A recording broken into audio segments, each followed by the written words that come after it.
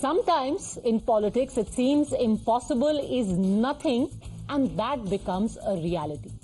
Who would have thought that some of the images that we see these days on television would be real? For example, the pictures we saw today coming out of Ayodhya. A day after the entire cabinet of the Uttar Pradesh government went to Ayodhya for a darshan of Ram Lala, the temple had surprise visitors today. Delhi Chief Minister Arvind Kejriwal went to Ayodhya for darshan with his entire family. Also with him was Punjab Chief Minister Bhagwant Mann and his family. The two went there, did darshan, and the Delhi CM declared thereafter that he got indescribable peace from the visit. आज मैं अपने परिवार के साथ, भगवंत मान साहब अपने परिवार के साथ अयोध्या जी में रामलला जी के दर्शन करने के लिए आए। मेरे साथ मेरी पत्नी, मेरे माता पिता, मान साहब के साथ उनकी पत्नी, उनकी माता जी, हम सब लोगों को आज दर्शन करने का सौभाग्य प्राप्त हुआ और अंदर रामलला जी के दर्शन करके एक असीम शांति का अनुभव हुआ। बहुत अच्छा लगा, उसका वर्णन नहीं किया जा सकता। ये पूरे देश के लिए, पूरे समाज के लिए, पूरे विश्व के लिए बहुत सौभाग्य की बात है कि इतना भव्य और अच्छा सुंदर मंदिर बनके तैयार हुआ है और डेली लाखों लोग दर्शन करने के लिए आ रहे हैं। उनकी आस्था देख के दिल गदगद हो जाता है और मैंने भगवान से प्रार्थना की सबकी सुख शांति के लिए, सबके स्वास्थ्य के लिए और भारत देश बहुत तरक्की करे।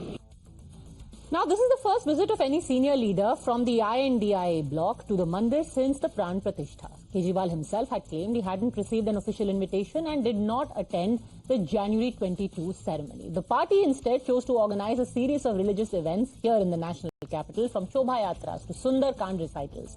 Two parties, though, which have maintained a avowed distance, who haven't even done any of this Sundar Kand, etc., are the Samajwadi Party and the Congress.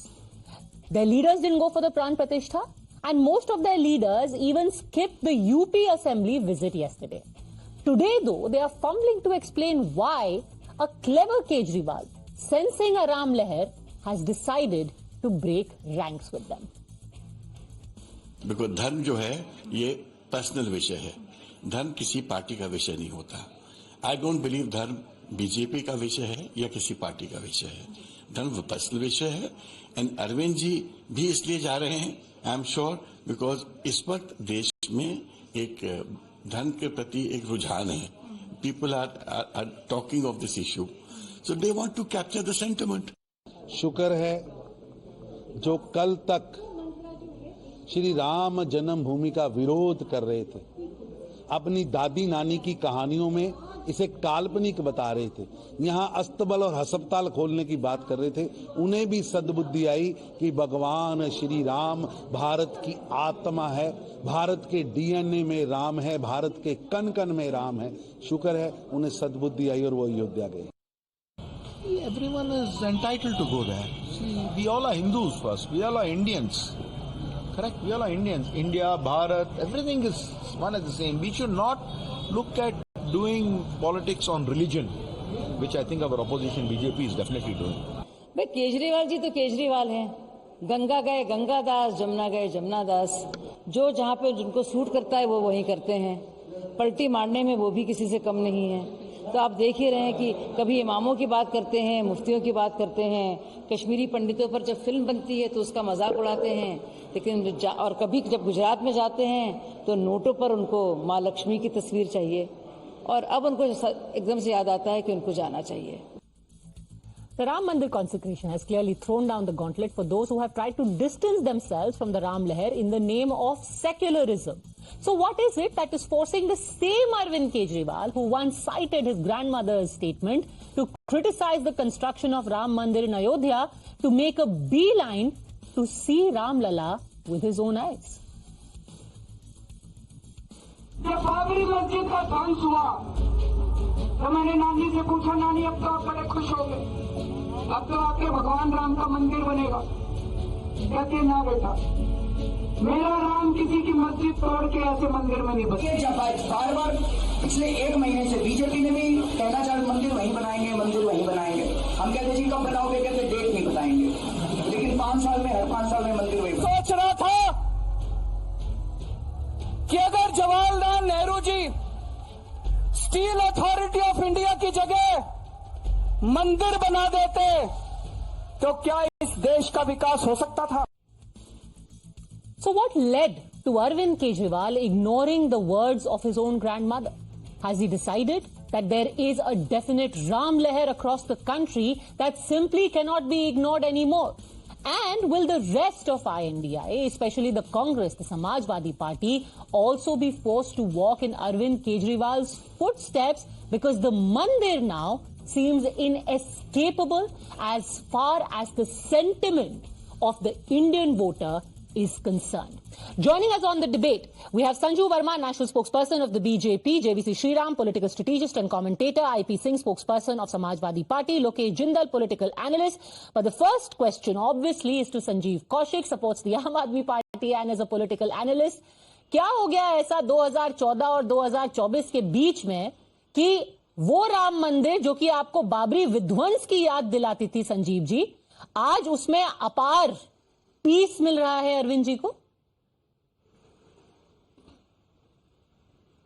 देखिए पत्निया, दो बातें हैं, दोनों बातों के लाइन को स्पष्ट रूप से खींचना चाहिए और बताना भी चाहिए।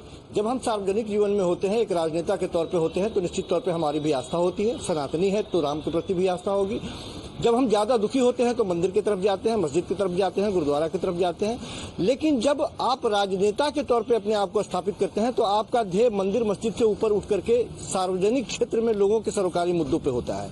आप सोचते हैं कि आप स्कूल खोल दें, आप सोचते हैं कि अस्पताल खोल दें, आप सोचते हैं कि इंडस्ट्री लगा दें, लोगों के जीवन स्तर को कैसे बेहतर किया जाए। हम अपने बच्चों को स्कूलों में भेजना पसंद करते हैं और हम खुद मंदिर में जाना पसंद करते हैं, वो भी मंदिर में जाएं, लेकिन उनका टारगेट क्या होना चाहिए ये हम तय करते हैं। हम सबसे पहले चाहते हैं कि आपने इतनी लंबी जलेबी तल दी, आपने मुद्दे की बात नहीं बताई। कोई बात नहीं, I will give you 30 more seconds. Let me play again, just to be clear. What exactly the Delhi Chief Minister thought of the Ram Mandir in Ayodhya 10 years ago and what he thinks about it today. Let's listen into that again and then I will ask you simply, अब और तब में क्या बदल गया? Let's listen in. जब बाबरी मस्जिद का ध्वंस हुआ तो मैंने नानी से पूछा, नानी अब तो आप बड़े खुश हो गए, अब तो आपके भगवान राम का मंदिर बनेगा। कहते ना बेटा, मेरा राम किसी की मस्जिद तोड़ के ऐसे मंदिर में नहीं बनेगा। बार बार पिछले 1 महीने से बीजेपी ने भी कहना चाहे मंदिर वहीं बनाएंगे, मंदिर वहीं बनाएंगे।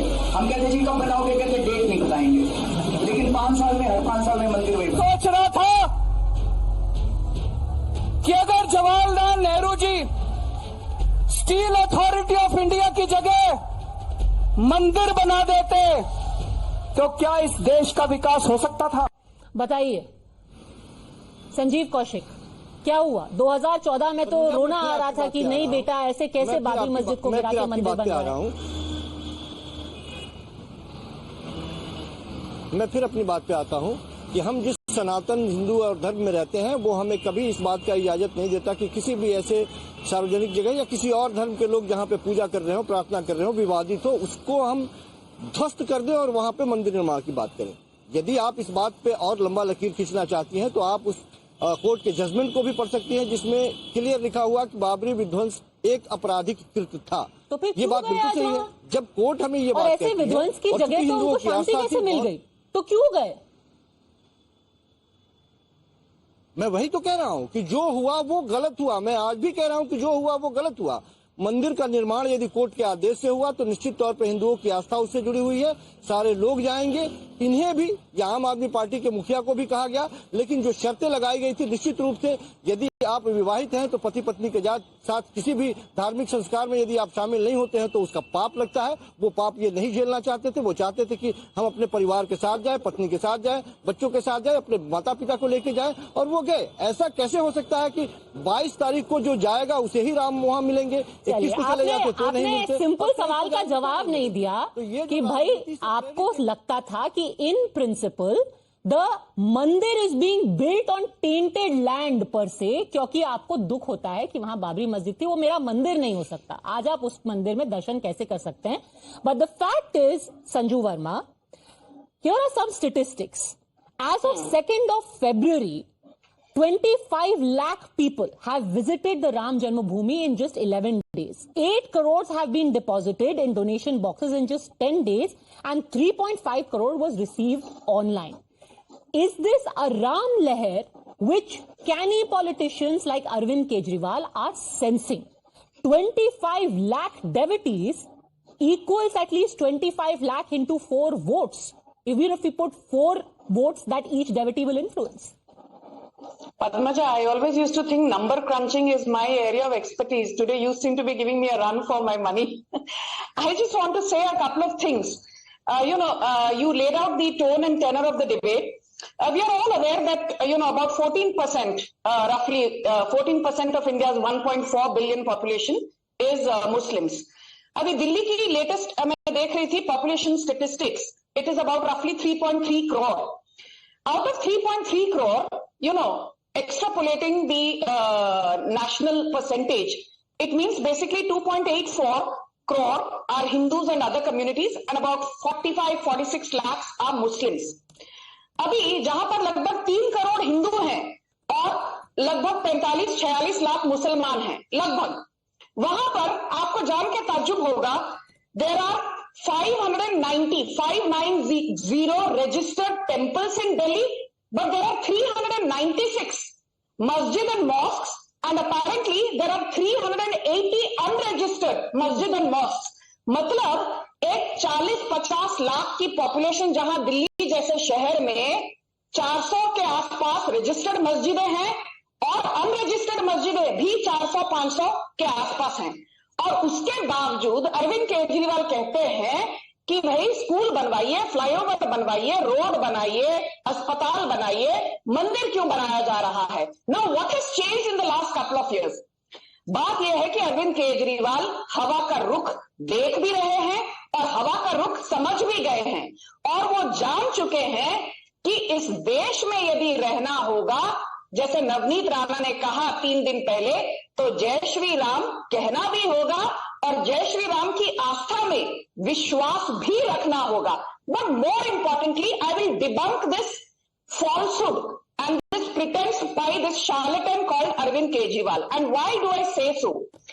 This is the same Arvind Kejriwal. I will just take 30 seconds. If you recall, Padmaja, 2016 में, at the height of the violence in JNU, when the टुकड़े gang was saying, भारत तेरे टुकड़े होंगे इंशाल्लाह इंशाल्लाह, उस वक्त Arvind Kejriwal shared a tweet showcasing Prabhu Hanuman ji in very poor light. And then in 2018, he compared the Hindu religious swastika symbol to Nazi Germany. And Sanjay Singh का ये वीडियो तो वायरल है सोशल मीडिया पर, जहां वो कह रहे हैं, मिल गए मुलायम काशी राम, हवा में उड़ गए जय श्री राम. ये संजय सिंह का बयान सोशल मीडिया पर वायरल है. ये कोई मैं अपने मन से कोई कहानी नहीं बुन रही. तो जो हिंदी की कहावत है, हाथी के दांत, खाने के और दिखाने के और, that is what applies to Arvind Kejriwal. जैसे कहते हैं ना, चुनावी हिंदू राहुल गांधी है, ये चुनावी आस्था दिखाने वाले केजरीवाल हैं. संजीव कौशिक, हाथी के दांत. वो राम में विश्वास नहीं रखते. शायद हमारी बहन ये बात भूल रही है कि अग्रवाल जी इनके खेमे में है, जो विस्की में जिनको राम और सुरा में क्या क्या मिला. मैं वो लाइन भी दोहराना नहीं चाहता. देखिए, ये अब पिछले दिनों की बातों को यदि आप खींचने का प्रयास कर रही हैं तो आप खुद इस ट्रैप में फंसेंगी. मैं इस चीजों को भूल जाना चाहता हूं और देश की जनता भी भूल जाना चाहती है. मैं सिर्फ ये कह रहा हूं कि राम मंदिर बना, निश्चित तौर पर भारतीय जनता पार्टी के मैनिफेस्टो में था, भारतीय जनता पार्टी भूमिका रही उसमें, ये कहने में हमें कोई गुरेज नहीं है. लेकिन कोर्ट ने आदेश दिया, राम मंदिर बना. अब कम से कम उसे जनता के लिए छोड़ दीजिए, उस मंदिर को, राम जी को जनता के लिए छोड़ दीजिए, उसका दोहन नहीं कीजिए. कोई जाए, आपको परेशानी क्या है? केजरीवाल यदि चले गए तो ये राजनीतिक मुद्दा हो गया क्या? ये भी कोई राजनीतिक मुद्दा है जिसपे भारतीय जनता पार्टी इतना एग्रेसिव होकर बात कर रही है कि वहां कौन जाएगा, कैसे जाएगा? आप यहाँ आंकड़े दिखाने की बात कर रही है. इतने दिनों से भारतीय जनता पार्टी के लोग सत्ता में रहे यहाँ केंद्र में, जो लोग टुकड़े टुकड़े गैंग की बात कर रहे हैं, क्यों नहीं अभी तक टुकड़े टुकड़े गैंग की कोई कार्रवाई हुई? आप दोहन मत कीजिए and don't put people in corner. Sanju Verma, किसकी कमी है? दोहन मत कीजिए. अरे भाई साहब, एक minute, let me be very clear, Padmaja, that I think Kejriwal changes his ideology or whatever he has left of it, depending on which way the wind is blowing. Tell me 5 things that the Kejriwal dispensation has done to promote the Hindu cause in Delhi, where he has been chief minister for the last 8-9 years, the longest time ever.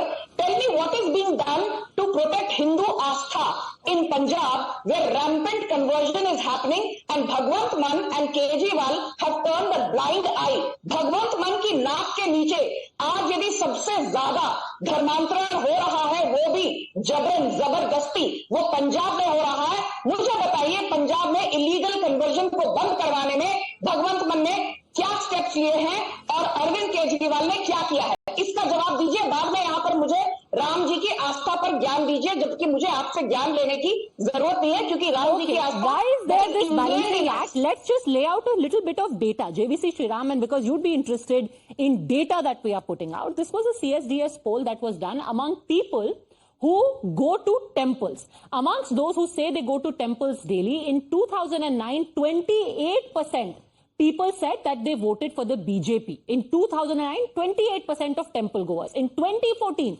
45% of people who go to temple daily said we are voting for the BJP. And then in 2019, this percentage went up to 51%. So half of the total number of people who are going to temples daily actually turned into BJP voters. Now, among the people who pray daily, let's take a look at where the numbers stand. In 2009, 26% said they voted for BJP. In 2014, this rose to 41%. And in 2019, again, half of those people said, we vote for the BJP. It's only natural then that Arvind Kejriwal would want to tap into this. ऐसे ही तो थोड़ा ना उनको छोटा मोदी बोलते हैं.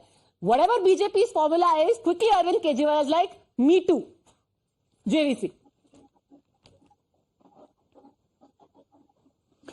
Good evening, Badmaja, and to other panelists and viewers. I think Arvind Kejriwal does not have any ideology. The party is bereft of any ideology. When they go to probably a minority-dominated area, that is when probably Arvind Kejriwal made those statements about what his grandmother felt.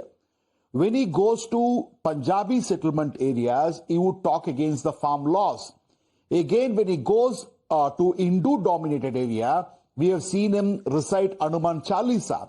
So, of all the political parties in India, Arvind Kejriwal and Aam Aadmi Party is a party which does not have any ideology. And the data which you have provided is a stunning data. It shows that the people who follow the Sanatana Dharma basically aligns themselves to BJP because that is what BJP stands for. And it is very clear that when 25 lakh people, which is 2.5 million people, have visited Ayodhya and prayed there in the last, say, probably 2 weeks, if I'm right, just it's 2 weeks or 3 just weeks. 10 days. This Now, data is for 10 days only. Kejriwal is fascinated. That's 2.5 lakh people per day. 10 days. Okay, 10 days. That's an astounding data again. It's an amazing data again. And Arvind Kejriwal obviously gets enamored that, oh, can I miss this bus? Because he is trying to get votes from every corner. Unlike, I can understand Samajwadi Party. Samajwadi Party appeases minorities and gets the Yadav vote, Muslim Yadav vote. They are not bothered about other votes. Now, Congress Party is committed towards getting minority votes. That is what we saw in Telangana and also in Karnataka. But Arvind Kejriwal wants to act, if you are in Rome, be a Roman. So, when he goes to the Hindu-populated area in Delhi and Punjab, he would say, look at this, I am the only person apart from BJP who went to Ram Mandir. So, he appeals to them. And he can also play that video when he goes to the Muslim-dominated तो Samajwadi party कैसे पीछे छूट गई? आप तो एकदम ठेठ उत्तर प्रदेश के हैं. If anything, किसी को समझ में आना चाहिए, वो तो समाजवादी पार्टी को समझ में आना चाहिए.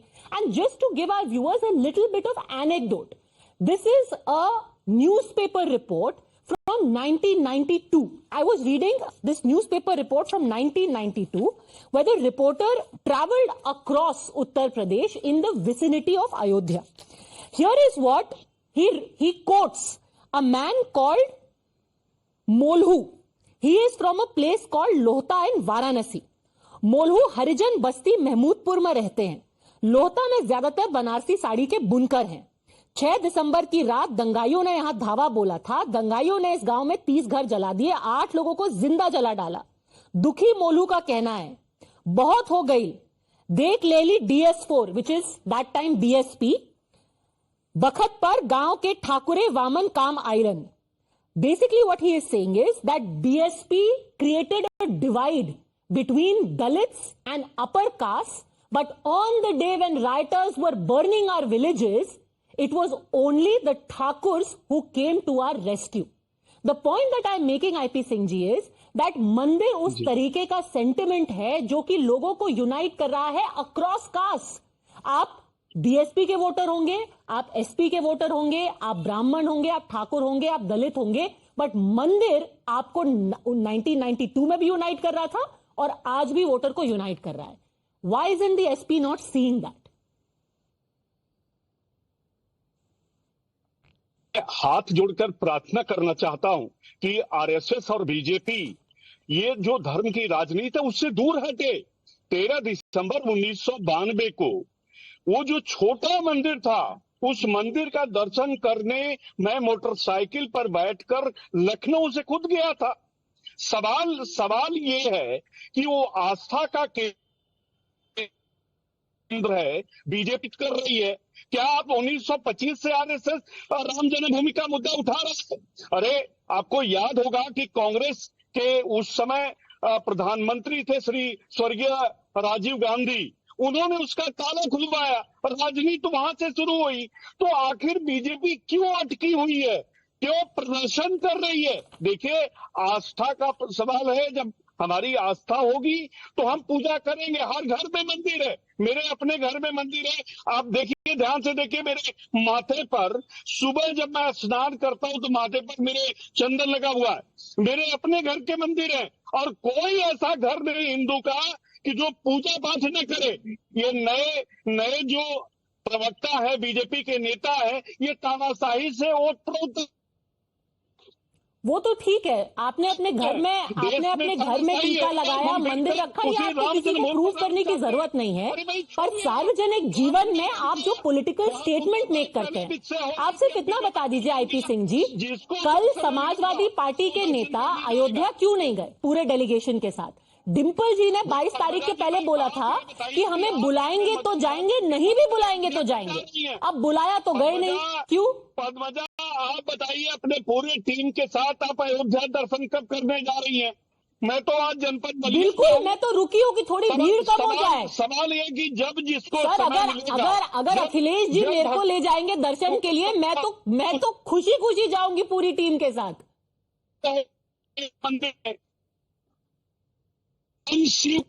सबसे बड़ा मंदिर आज इटावा में बन रहा है। मैं तो आपसे Okay, we'll just try and fix the line with IP Singh ji because it's not fair to him. His voice can't be heard very quickly. Very quickly respond, Sanju Verma. We'll go back to IP Singh. Yes. Padmaja ji, I just want to say one thing. You know, till date we've had a zillion debates on this entire Ram Mandir issue prior to the consecration ceremony and even now as we speak. एक बार भी, and I will keep bringing this up, not because it is politically convenient to the BJP, but because it is the hard truth, the hard fact which your audience needs to know. आज तक अखिलेश यादव ने एक बार भी ये नहीं कहा कि उदयनिधि स्टालिन ने सनातन धर्म की तुलना रेबीज, डेंगू, मलेरिया, कोविड के साथ की थी। हम इस बात का खंडन करते हैं। मुलायम सिंह यादव के सुपुत्र अखिलेश यादव ने एक बार भी प्रियंक खड़गे का खंडन नहीं किया, क्योंकि प्रियंक खड़गे जो कि मल्लिकार्जुन खड़गे के सुपुत्र हैं, उन्होंने उदयनिधि स्टालिन की बिगटरी को एंडोर्स करते हुए कहा, Udayanidhi Stalin has said nothing wrong. What is wrong in comparing Hindu dharma and Sanatan dharma to rabies, dengue, malaria, what have you? यदि आप राम की आस्था में विश्वास रखते हैं तो हिम्मत दिखाइए, don't engage in whataboutery, for a change condemn Priyanka खड़गे, कंडेम मल्लिकार्जुन खड़गे, कंडेम जब आप सवाल खड़ी करेंगी तब हम दर्शन करने जाएंगे। बाद में बीजेपी उस तरह सनातन धर्म की दुहाई देने वालों से मैं कहना चाहता हूं, प्रधानमंत्री जी को अपनी पत्नी के साथ पूजा पाठ करना चाहिए। सनातन धर्म यही कहता है कि अगर आपकी पत्नी जीवित नहीं है तो उसकी IP Singh ji, no. I'm going to turn off the personal comments. Please, this is a political analysis. Political आप रखिए सीमित. किसी के घर पे, किसी के परिवार पर कोई टिप्पणी नहीं होगी. बट क्योंकि आपने बोला है कि आप सब सनातनी हैं, I will play out for you what Yogi Adityanath said. In fact, Akhilesh ji ने तो कहा हम खुद पांडवों के वंशज हैं. उनके लिए एक सवाल था उत्तर प्रदेश असेंबली में. Let's listen in. अयोध्या नहीं जाना है क्योंकि वोट बैंक पे असर पड़ जाएगा, तो वोट बैंक की राजनीति आप कर रहे हैं, हम लोग नहीं कर रहे हैं। तो मथुरा वृंदावन के लिए भी कुछ नहीं कर पाए थे क्योंकि आपको वहां जाने में भी डर लगता था। हम लोगों ने देखिए दोनों जगह, काशी में भी समाजवादी पार्टी की सरकार ने ताला बंद किया था और मथुरा में भी जन्मभूमि में पीछे जो पार्क है उसको आप लोगों ने ताला बंद कर दिया था और ताला हमारी सरकार ने खुलवाया, दोनों जगह ताले खुलवा दिए। बिजनौर को एक पहचान दे रहे हैं और मैं तो रात्रि को भी बिजनौर रुका था। अखिलेश जी कभी नहीं रुके होंगे क्योंकि उनको डर लगता था पता नहीं कब हट जाए, कब पता नहीं चाचा कब कुर्सी हथिया लें। बताइए आईपी सिंह जी।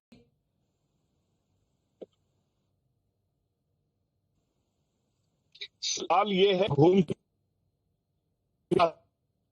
बताओ कि बीजेपी क्यों नहीं बताती कि 2 करोड़ रोजगार हम प्रतिवर्ष देंगे? क्यों नहीं बात करती कि जो महंगाई है, जो पेट्रोल 50 रुपए था उसे 100 रुपए कर दिया, जो 370 रुपए का गैस सिलेंडर था वो आईपी सिंह जी, जब भी कुछ मुश्किल सवाल होते हैं आपको सिलेंडर याद आ जाता है। But let me bring in the Congress also. Simple आपसे सवाल बस इतना किया था कि आपने क्या किया मथुरा के लिए। अगर आप इतने बड़े कृष्ण भक्त खुद को मानते हैं, 2 चीजें गिना दीजिए। But I want to come to you now, Lokesh Jindal, because in the middle of all this, where either people are sitting quietly, not saying anything about Ram Mandir, or actively trying to get onto the Mandir bandwagon, Rahul Gandhi on his Bharat Jodo Nyaya Yatra had this to say. मुझे वहां पे किसान नहीं दिखा, एक मजदूर नहीं दिखा, एक बेरोजगार नहीं दिखा, एक छोटा दुकानदार नहीं दिखा, एक चाय वाला नहीं दिखा और सारे के सारे जो अरबपति हैं वो दिखेंगे। और वहां पे वो बड़े लंबे लंबे मीडिया को भाषण दे रहे हैं। अंबानी जी दे रहे हैं, अदानी जी दे रहे हैं, उनकी बीवी दे रही है, उनके बच्चे दे रहे हैं। आपने देखा होगा 6000 लोगों को गया था invitation. Anyone who was present there at the Pran Pratishtha said that if there is a great equalizer, it was the Pran Pratishtha, because Alia Bhatt and Amitabh Bachchan were sitting with sadhus because they were as important. Rahul Gandhi ji को वहां पे भी अंबानी अदानी दिख रहे हैं। पद्मजा, हम तो चाहते हैं कि राजनीति भगवान राम की हो, भगवान राम पर ना हो। We want that the true essence of Lord Ram must be adhered to rather than merely politicizing events, institutions associated with him. The entire essence of Ramayana was that dharma was preferred over bhakti. But what is happening now? Look at the constitution. Look at the manner in which rice prices are soaring high, but the government has been failing to moderate the inflation. Sir, where have you gone to rice prices from Ram Mandir? Wait, allow me to complete. These days you are sounding as philosophical as some of your party leaders. No. Padmaja, is temple a solution to all problems that we are facing? No, but I am asking you simply. I am not here for a larger theological discussion. I am asking you simply. At a time when politically people are realizing that Ram Mandir sentiment is real, what is achieved by saying वहां तो कोई नहीं था, कोई गरीब नहीं था, कोई बैकवर्ड नहीं था, सिर्फ अंबानी और अदानी बैठे थे? What is achieved? Which is not even true, by the way. भूखे पेट भजन न होए Gopal. Now the whole idea is that these institutions, these glorious architectural marvels, it appeal to those who have significant resources at their disposal. What about those who are struggling for basic meals? What about those who are struggling for employment? Sir, 25 lakh log gaye hain, 25 lakh people. They are not Ambanis and Adani's. They are common people. Okay, very quickly, JVC wants to respond. JVC wants to come in. JVC wants to come in. आबादी 150 करोड़ है. See, a person who donated 20 rupees from Chhattisgarh, she was there. I think she's a roadside vendor, and she was there on the Ram Mandir Pran Pratishtha. And what are you talking about? Several lakhs of jobs are going to be generated. 85,000 crore has come into investment into the Ayodhya itself. Lokesh Jindal, for a man with jaundice, everything looks yellow. Change the way in which you are approaching the entire topic, please, my friend. All economic and social problems. I'm sorry, you are with a jaundice guy. If you think that the temple as an institution is solving all our social and economic problems, I'm sorry, there is something fundamentally wrong with you. Well, no, actually, it is also nobody's vital that argument that it is solving all problems. The simple question being asked was that to say that there is no Ram Leher and to constantly nitpick and go after what is a very real prevalent sentiment, what is the political wisdom of that? I leave it to you. Thanks very much, gentlemen. Sanju Verma for joining me on Debate 1.